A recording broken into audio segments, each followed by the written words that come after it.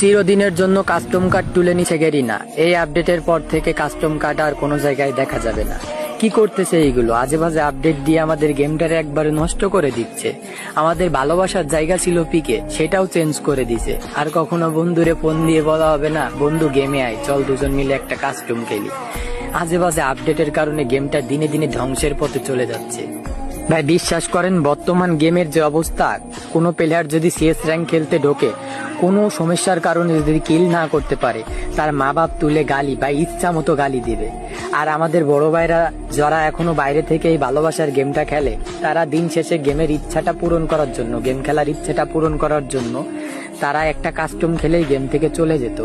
কারণ বাস্তবতার কাছে হার মেনেছে তারা। তবুও এই ভালোবাসার গেমটা এখনো তারা ছাড়তে পারেনি।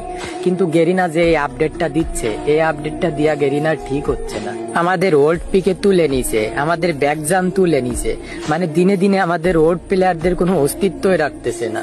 দিনে দিনে সবকিছুই চেঞ্জ করে দিচ্ছে।